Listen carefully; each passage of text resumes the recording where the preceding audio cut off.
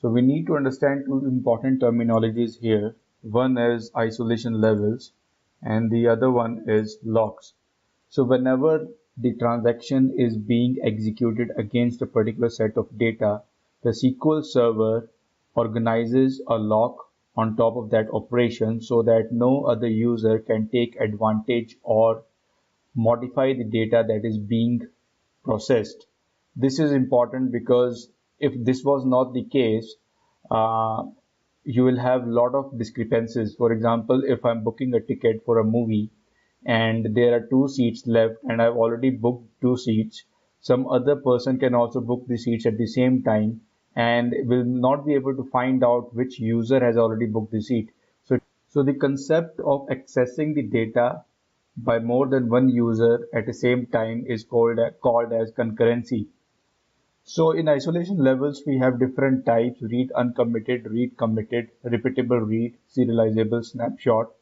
I would encourage you to read about these on internet. You will find plenty of articles on the internet, and you can take any book and you will definitely find these topics being covered over there.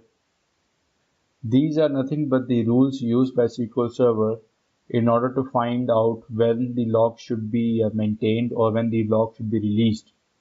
So coming back to the scripting part of transactions, let us take the example of employee. Let's first see how many records do we have in employee table. Sorry, I didn't use the from keyword. So we just have to run this command and we have 5 rows. So what we want to do is in order to demonstrate the concept of transactions, what we want to do is we want to change the name of employee ID 100 from ABC to John, and we don't want to commit this transaction, we want to roll back this transaction. So how do we do it? So the first thing is you need to declare a transaction,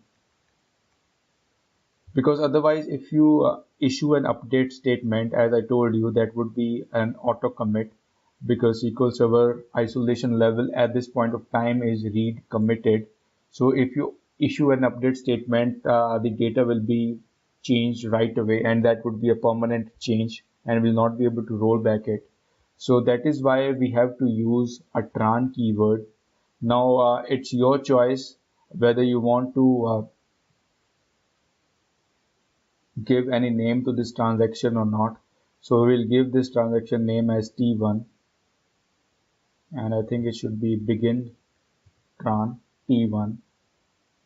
Now, as per the requirement, what we are doing is we are using the update statement, and we say update table is employee, then set name equal to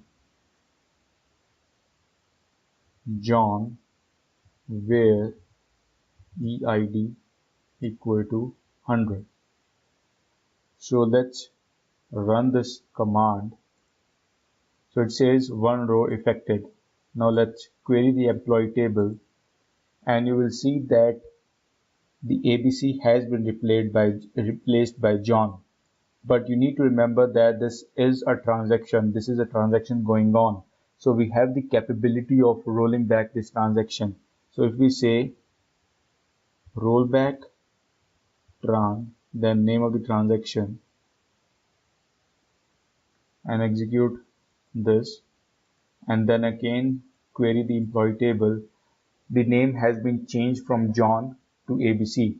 So this is how it works. So you have the luxury of using a rollback in case of if you are using a transaction, and you can roll back your transaction. In practical scenarios, we use it sometimes to test our logic. We are not 100% sure about the logic that we want to implement. So under those conditions, we will use this concept of transactions, because we don't want to change the data permanently. We want to test the logic and see how the data behaves or how the data looks like. Now, as with the rollback tran option, there is another term that we can use, and that is commit. So unlike rollback, it's exactly opposite of rollback in fact. So if we issue this command commit tran t1, whatever changes that we have applied on top of the data will be committed permanently. So let's again take the help of this. We'll say begin tran, and then we will say commit tran. But before doing that, let's query the employee table.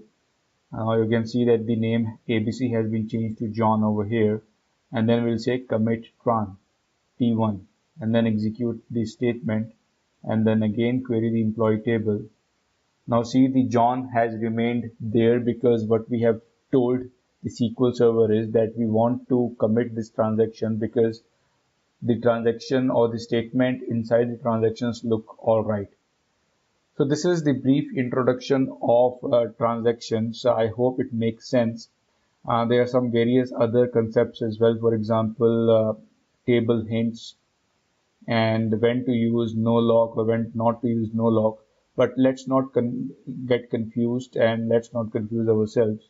So we'll go with the basic because I'm designing this course only for the people who don't have an iota of idea about SQL Server.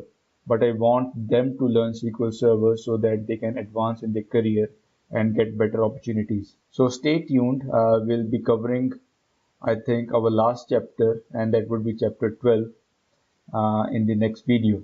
Thank you.